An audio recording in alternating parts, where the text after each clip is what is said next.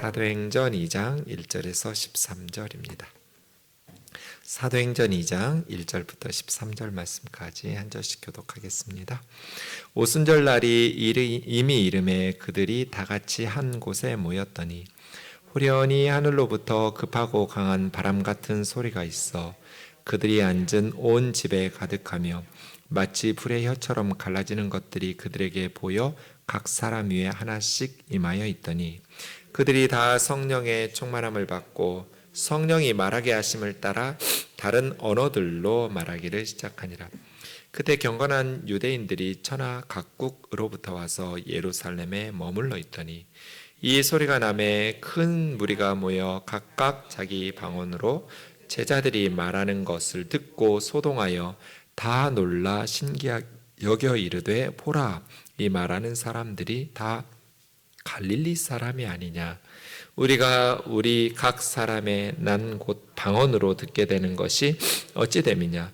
우리는 바데인과 메데인과 엘람인과 또 메소포타미아, 유대와 갑바도기아, 본도와 아시아, 부르기아와 밤빌리아, 애굽과 및 구레네에 가까운 리비아 여러 지방에 사는 사람들과 로마로부터 온 나그네 곧 유대인과 유대교에 들어온 사람들과 크레데인과 아라비아인들이라. 우리가 다 우리의 각 언어로 하나님의 큰 일을 말함을 듣는도다 하고 다 놀라며 당황하여 서로 이르되 이 어찌된 일이냐 하며 같이요. 또 어떤 이들은 조롱하여 이르되 그들이 새 술에 취하였다 하더라. 아멘. 우리가 사도행전 말씀 묵상하고 있는데요, 많은 성경학자들이 사도행전이라는 이름이 이 성경에 적합한가? 이런 말들을 하고 있습니다. 왜냐하면 사도행전에서 사도라고 부른 사람 14명인데요 예수님의 사도들인 12명, 그 사도들과 바울과 바나바도 사도라고 부릅니다. 사도행전 안에서. 그래서 사도행전, 우리가 초대교회에 어떤 이들을 사도로 불렀는지 정확한 정보들이 지금 많지 않아서 구체적으로 어떤 분들이 사도라고 이렇게 불려졌는지는 알 수는 없습니다. 어쨌든 사도행전 내에서만 보면 12명의 예수님이 사도로 지명하셨던 제자들, 사도는 보내심을 받은 자 그런 뜻입니다. 예수님께서 특별히 많은 제자들 중에 12명의 사도로 선택하셨고 이제 가룟 유다 대신에 마띠아가 다시 보충돼서 12명의 사도와 바울과 바나바 이렇게 14명을 사도행전 안에서는 사도라고 부르는데요. 이렇게 보면 사도행전의 내용들이 이 사도들의 사역들, 사도행전이라는 것은 사도들이 행한 일을 기록한 성경이란 뜻이잖아요. 사도들이 행한 일을 기록하지 않아요. 자세히 보면 사도 중에 요한의 형제 야고보가 처형당한 내용 잠깐 기록하고요. 그 외에는 사도행전의 앞부분은 베드로 사도의 사역이고 뒷부분은 바울 사도의 사역이에요. 나머지 사도들이 어떤 행한 일이 있었는지 전혀 기록하지 않아서 몰라요. 그에 비해서 16장 4절 이후에는 사도라는 단어도 등장하지 않고요. 집사님이었던 스데반 집사님의 사역, 그리고 빌립 집사님의 사역을 자세히 기록하고 있어요. 사도가 아님에도 불구하고. 그래서 사도행전이라는 성경 이름이 이 성경의 내용을 담아내기에는 좀 부적절한 제목이다, 이런 식으로 말씀하시는 분들이 있습니다. 그래서 성령행전이라고 부르는 것, 복음행전이라고 부르는 것이 어떨까, 이런 식으로 말씀하기도 하는데요. 어쨌든 사도행전이 관심을 가지는 것은 사도들이 아니에요. 사도들의 사역, 그러니까 초대교회에 사도들의 사역이 있었죠. 지금 사도행전이 끝날 때는 바울이 1차, 2차, 3차 선교여행 마치고 로마 감옥에서 2년 동안, 감옥에 투옥된 지 온 이태 동안 그 후에까지 기록하고 있거든요. 그러니까 주 64년이거든요.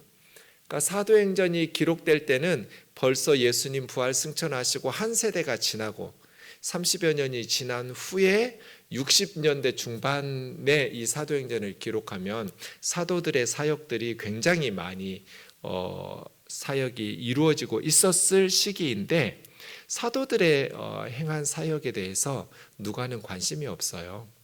그래서 단순한 초대교회의 역사가 아니에요. 사도행전은 한 가지 주제에 포커스를 맞추고 있어요. 그것은 복음의 전파예요. 그래서 복음이 전파되고 그 복음을 수용하면서 교회가 세워지고, 이런 복음의 행진에 대해서 관심을 가지지, 사도들이 어떤 사역을 했는지 거의 베드로와 바울을 제외하면 대부분 사도들의 사역이 어떠했는지 기록하지 않아요. 우리 되게 좀 궁금하기도 하거든요. 다른 사도들은 어떤 지역에서 어떤 말씀 사역을 감당하였을까? 초대교회에도 자료가 별로 없어요. 그래서 예수님의 사도들의 역사, 사도들의 행적을 기록한 것이 거의 없기 때문에 잘 모릅니다.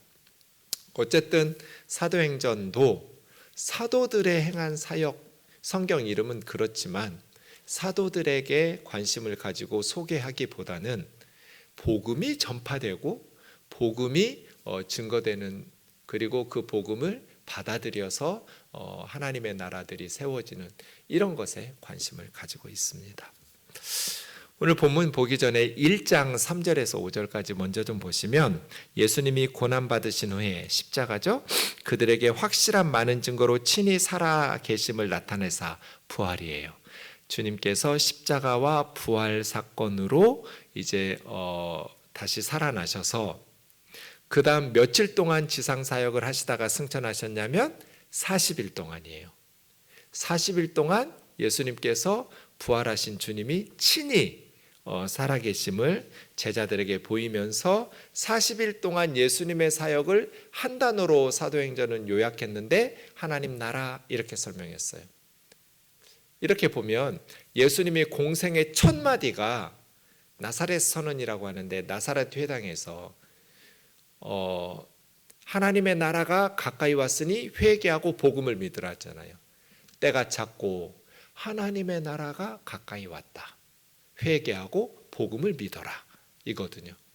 그러니까 예수님의 공생의 첫 마디가 하나님의 나라였고, 마지막 부활하시면서 승천하실 때 마지막 40일간의 부활하신 주님의 사역을 하나님 나라의 일 이렇게 설명하거든요. 예수님의 사역은 하나님의 나라라고 말할 수 있어요. 성경에서 가장 중요한 주제이겠죠. 예수님의 공생의 사역의 처음과 끝, 알파와 오메가가 하나님의 나라라고 복음서와 누가 사도행전은 기록하고 있기 때문이죠. 하나님의 나라. 하나님의 나라는 죽어서 가는 장소적인 의미보다는 하나님께서 다스리시는 하나님의 통치, 하나님의 왕되심. 그래서 하나님이 다스리시면 어떻게 되겠어요? 죄와 사망의 권세는 무너지고 의와 생명의 나라가 건설되고 구원의 역사가 열매 맺겠죠. 하나님의 나라입니다. 그렇게 40일 동안 주님께서 친히 그들에게 보이시면서 승천 직전에 4절 5절처럼 말씀하시죠. 예루살렘을 떠나지 말고 내게서 들은 바 아버지께서 약속하신 것을 기다리라. 아버지께서 약속하신 게 뭐예요? 그 다음 5절에 보면 성령 세례죠. 세례와는 물로 세례를 베풀었지만 너희는 몇 날이 못되어, 그 몇 날이 며칠이에요? 10일이죠. 오순절에 성령 강림하니까 40일 동안 계셨고, 오순절 이제 열흘 후에 몇 날이 못되어 성령으로 세례를 받은 거죠. 그래서 예수님 승천하신 후에 제자들이 예수님의 말씀처럼 예루살렘을 떠나지 않고, 원래 이 사람들 대부분은 갈릴리 출신이니까 갈릴리로 갈 것 같은데 예루살렘을 떠나지 않고 아마 마가네 집일 것 같은데 마가 다락방에 모여서 120명이 열심히 기도하면서 아버지께서 약속하신 것, 성령이 그들 가운데 임하기를 사모하면서 기도합니다. 그러면서 오늘 본문입니다. 2장 1절에 오순절 날이 이미 이름에 그들이 다 같이 한 곳에 모였더니, 오순절입니다. 순자가 열순자예요. 그래서 5개의 10번이 있는 거죠. 50일 그런 뜻입니다. 오순. 그래서 77절이라고 돼요. 안식일을 일주일씩 돌아오는 안식일을 기준으로 하면 7번의 안식일, 77에 49, 그 다음 55순 이렇게 되거든요. 그럼 언제부터 숫자를 세어서 50일째 되는 절기인가? 6월절 둘째 날 초실절이에요. 그 6월절을 기준으로 해서 50일째 되는 때가 오순절이에요. 6월절 때 뭐 하냐면 보리 초실이라는 것이 보리를 첫 수확에서 하나님께 바쳐요. 첫 열매를. 보리가 먼저 추수되거든요, 밀보다.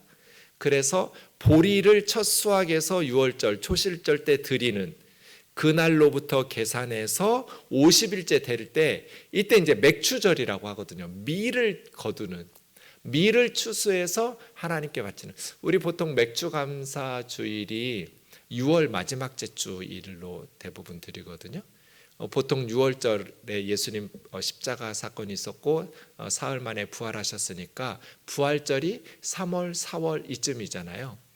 그 예수님의 십자가와 부활 후에 40일 동안 부활하신 주님의 하나님 나라의 일을 제자들에게 말씀하시고 10일쯤 후에 오순절이 되었을 때 성령이 강림하신 거죠. 이게 좀 의미가 있는 것이 영적인 추수를 해야 하잖아요. 십자가와 부활로 끝나면 안 되잖아요. 예수님께서 이루신 십자가와 부활 완성이에요. 이제 하나님의 구원을 위한 모든 준비가 끝났어요. 예수님께서 공생애 할 동안에는 제자들에게 이방인의 고을로 가지 마라 그러죠. 빨간 신호등이에요. 가지 마. 네, 이스라엘의 잃어버린 자들에게로 가. 그런데 이제 예수님께서 십자가와 부활 사건을 마치시고는 주님께서 뭐라고 그래요? 천하만민에게 복음을 전하라. 모든 민족에게 가서 아버지와 아들과 성령의 이름으로 세례를 베풀어라. 이제 신호등이 바뀌었어요. 이방인의 고을로 들어가지 마. 사마리아인에게도 가지 마. 빨간 신호등이었는데 모든 족속 천하만민에게 이 복음을 전파하라. 파란 신호등으로 바뀌었어요. 네. 왜요? 복음이 완성이 돼야죠. 십자가와 부활로. 그래서 예수님 공생의 중간에는 빨간 신호등이었다가 선교회, 이제는 십자가와 부활하신 주님께서는 이제 다 완성됐잖아요. 그걸로 끝나면 안 되죠. 예루살렘과 온 유대와 사마리아와 땅끝을 향해서 이 복음이 전파돼야 되죠. 그때 오순절 성령 강림이 먼저죠.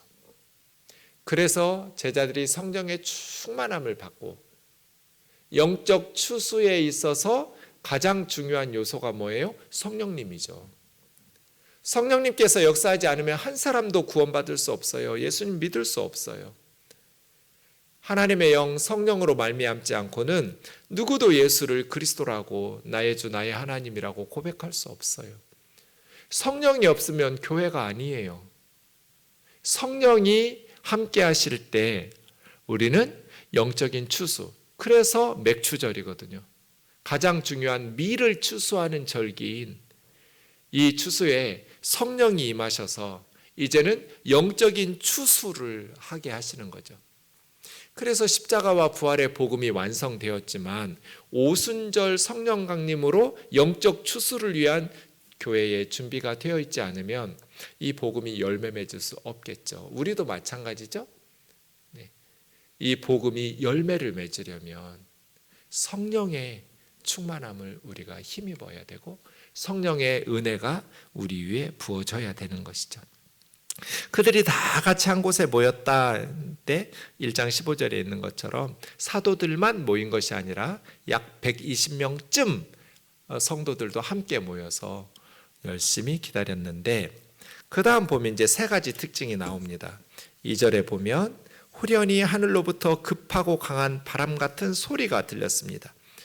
갑자기 그들이 기도하고 있는데 집이라고 말했어요. 네, 온 집에 가득 소리가 들렸어요. 그런데 아주 강한 바람 소리였어요. 세찬 바람 소리. 휙 하면서 갑자기 소리가 먼저 들렸어요. 그 다음 그들 눈에 보이는 것이 있었는데 불의 혀가 갈라지는 것처럼, 이게 불길이 솟아오르는데 마치 혀가 갈라지듯이, 아마 이게 이제 혀를 말한 것은 방언의 역사 은사들이 부어지기 때문인 것 같은데요. 어쨌든 불과 같이 이 두 가지 구약 성경을 보면 하나님의 임재의 현상이죠. 하나님께서 십계명을 주시려고 시내산에 임재하시거나 아니면 엘리야 선지자에게 하나님의 계시를 주시기 위해서 나타나시거나 뭐 여러 번의 하나님께서 구약 성경에 임재하실 때 이 두 가지 자연 현상들 들려지고 보여지죠. 그래서 불기둥 구름기둥처럼 아브라함에게 나타나셨을 때도 하나님께서 창세기 15장에 보면 타는 횃불의 모양으로 이것은 모든 불순물과 찌꺼기를 태워서 깨끗하게 한다, 이런 의미도 있고요. 하나님께서 능력으로 임재하셔서 그들 가운데 임하셨다. 그러니까 성령님은 하늘로부터 오신 바람이거든요. 하늘에서 급하고 강한 바람 같은 소리, 그리고 불과 같은 형상으로 그들에게 임하여서 모든 더러운 것들을 정결하게 씻어주셔서 하나님의 종으로 쓰임받을 수 있도록 준비시켜 주신 거죠. 이사야 선지자가 화로다 나여 망하게 되었도다. 입술이 부정한 자가 하나님을 배웠도다. 그때 불 타는 이글이글거리는 그 부저 숟가로 이사야 선지자의 혀를 찢으면서 깨끗하게 되었다. 이사야야 네가 정결하게 되었다 하면서 선지자로서 하나님의 사명을 감당하게 하시죠. 이렇게 구약에 하나님께서 임재하셨던 것처럼 이제 초대교회에 기도하던 120명의 자매 형제들에게 하나님의 영이 임재하신 겁니다. 그러자 세 번째 현상이 나타났는데 다 성령 충만함을 받고 성령께서 말하게 하심을 따라 말하는데 자기들이 배워본 적이 없는 다른 언어, 외국어로 방언을 하기 시작합니다. 그런데 3절에 보시면 이 모든 것이 한 사람 한 사람이에요. 각 사람 위에죠. 한 사람 한 사람. 성령은 한 사람 한 사람에게 임하죠. 많은 분들이 분석해요. 그래서 이거 저거 막 하나님의 역사와 교회의 부흥을 위해서 노력하고 또 벤치마킹 하기도 하고 다 그런 노력들은 필요하죠. 교회를 더 힘있게 하나님 주신 사명 감당하고 복음의 열매를 맺기 위해서 많은 사역들을 우리가 훌륭하게 잘 성공적으로 사역하고 있는 그러한 목회자들을 벤치마킹하고 배우고 또 교회에서 함께 하는 것 귀한 일이에요.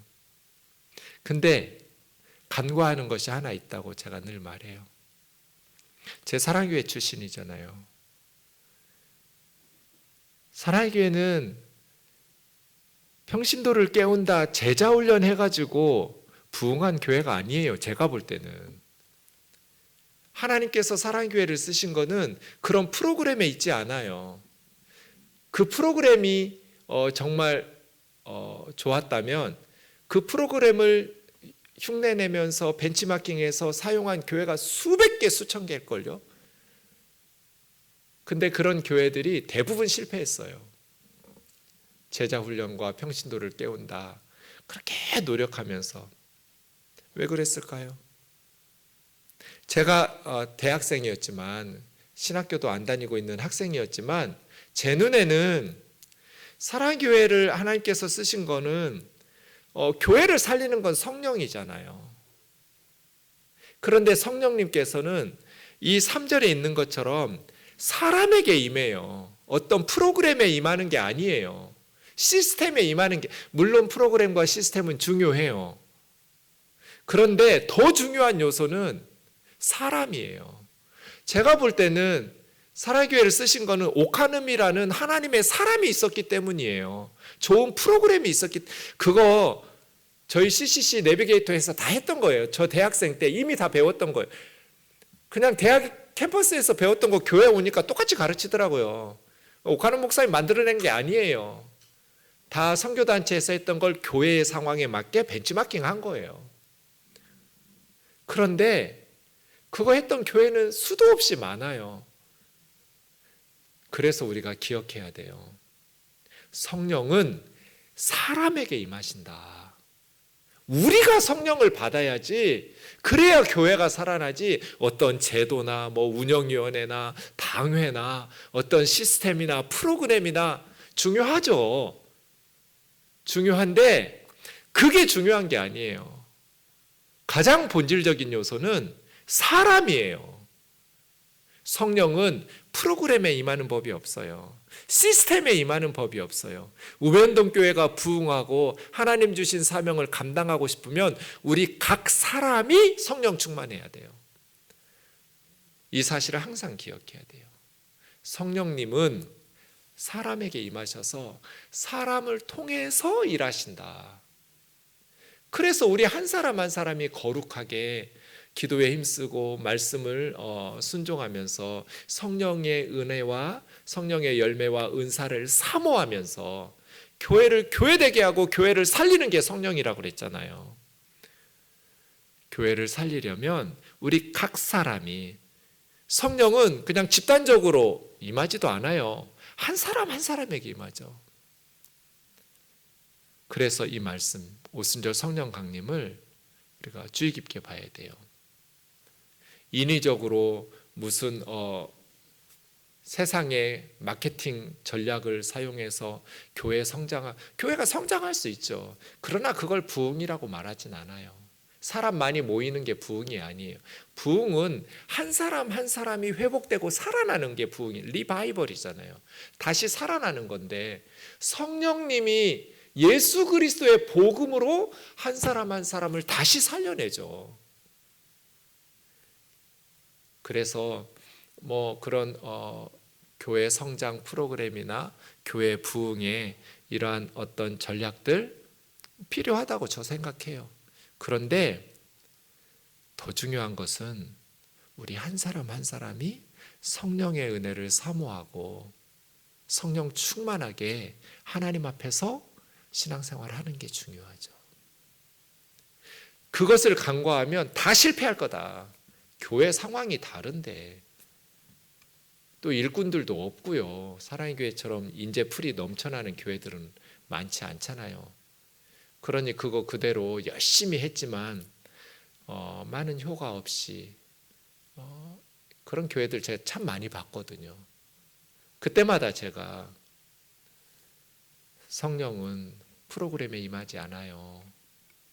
사람에게 임해요. 그래서 한 사람 한 사람, 교회가 크든지 작든지 우리 한 사람 한 사람이 성령님께서 충만하게 임재하시고 이끌어 가시는 그러한 사람인가 말이에요. 5절부터는 그 성령 강림의 반응들이 나와 있는데요. 그때 경건한 유대인들이 천하 각국으로 맡아서 예루살렘에 머물러 있더니, 이제 외국에 흩어져 있는, 천하 각국에 흩어져 있는 유대인들은 원래는 1년에 3번씩 예루살렘 성전에 와야 되지만 못 오잖아요.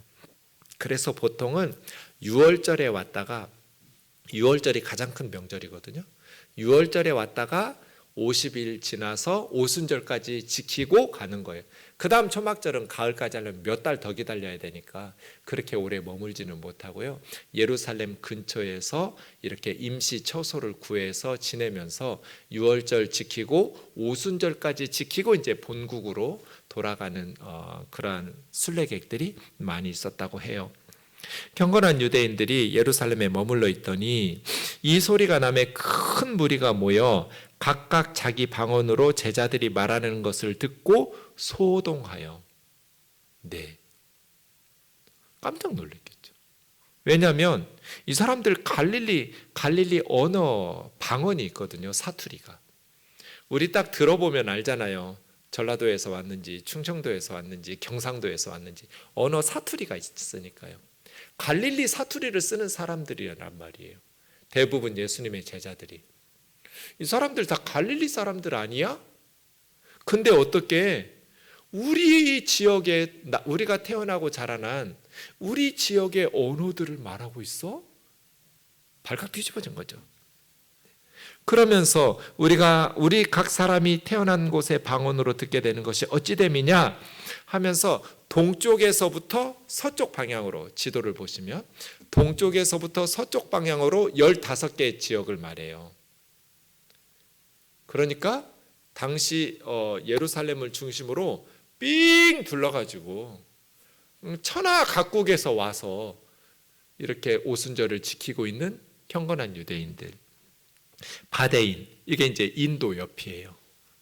티그리스 강에서 인도 사이에 그 동쪽 끝이죠.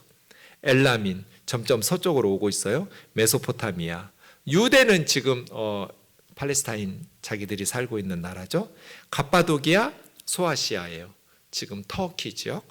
본도, 아시아, 여기 소아시아고요. 부르기아, 밤빌리아 다 소아시아입니다.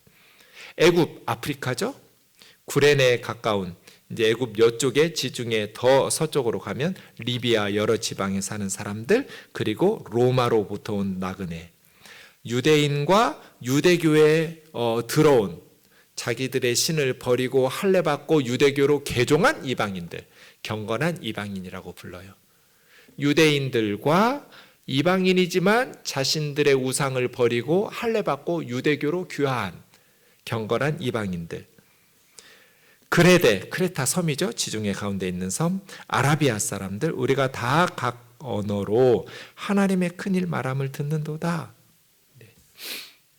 우리 지역의 언어로 이 사람들, 갈릴리 사람들이, 이 시골 사람들이 언제 우리가 나고 자라 살고 있는 지역의 언어를 배웠냔 말이에요. 깜짝 놀라면서 하나님의 큰일, 이게 뭐겠어요? 예수님의 십자가와 부활의 복음을 전한 거예요. 다 놀라 당황하며 이 어찌된 일이냐 하고 서로 묻는데, 어떤 이들은 조롱하면서 술 먹었네.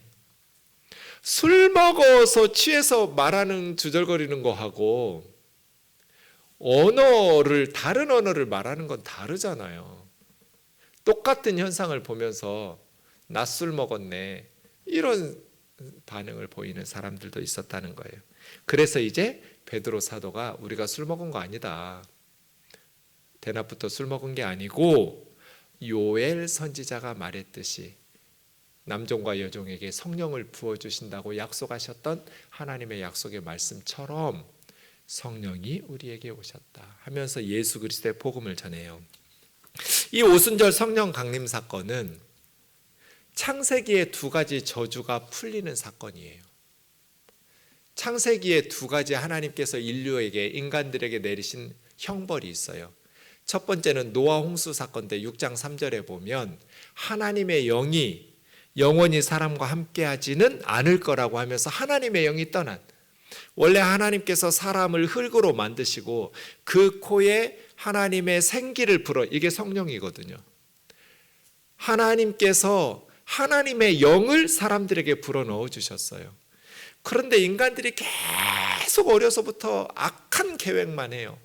너무나 악하고 부패하고 타락하니까 도저히 사람들 속에 하나님의 영, 하나님이 함께 사실 수가 없는 거예요. 6장 3절은 그거예요. 도무지 나의 영이 이 고깃덩어리가 돼버린 사람들하고 함께 지낼 수가 없다. 그래서 영원히 사람들과 함께 있지는 않을 거야. 120년 후에 노아 방주 만들고 떠날 거야 라고 선언하신, 하나님의 영이 그래서 구약시대에는 하나님의 영이 떠나버려요. 몇몇 하나님의 사람들에게 일정 기간의 사역을 위해서 성령이 임하시기는 하지만 어떤 구약의 인물도 하나님께서 영원히 내주하지는 않으셨어요. 하나님의 영이 떠난 사건, 하나님의 심판과 저주죠. 두 번째는 11장에 보면 바벨 성 쌓을 때, 바벨 하늘 꼭대기까지 닿는 탑 쌓고 이럴 때 언어를 혼잡하게 하셨어요. 그러면서 창세기 11장부터 이 땅에 언어가 나뉘어지면서 더 이상 바벨탑과 도시를 건설하지 못하도록 하나님께서 막으셨어요. 자, 오순절 성령 강림 사건이 있었어요. 뭐예요? 하나님의 영이 다시 오셨어요. 그래서 오늘 사도행전 2장에 나오는 15지역, 동쪽에서부터 서쪽까지 쭉 말하는 게 마치 창세기 10장에 보면 노아의 세 아들 셈, 함, 야벳의 족보가 나와요. 언어가 갈라지면서 이렇게 흩어지는 지역별로 그 지역하고 비슷해요.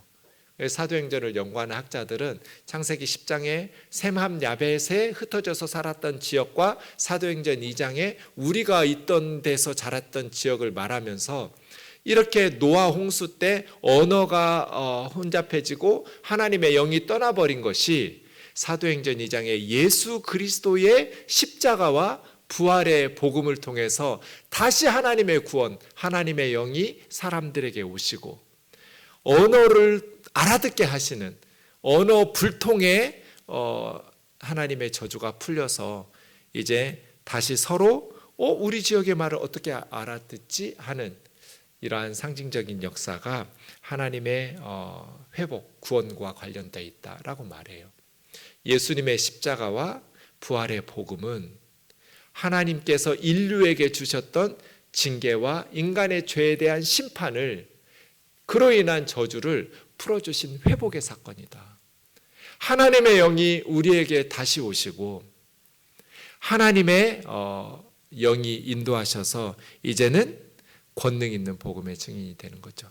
그래서 사도행전 1장 8절 오직 성령이 너희에게 임하시면 너희가 권능을 받는다. 그래서요 예루살렘과 온 유대와 사마리아와 땅끝까지 내 증인이 된다. 성령이 오셔서 복음을 권능 있게 전파하도록 역사하시는 거죠. 우리 우면동 교회가 성령 충만한 교회가 돼서 권능 있는 복음의 증인들로 살아가는 교회 되기를 주의 이름으로 축원합니다.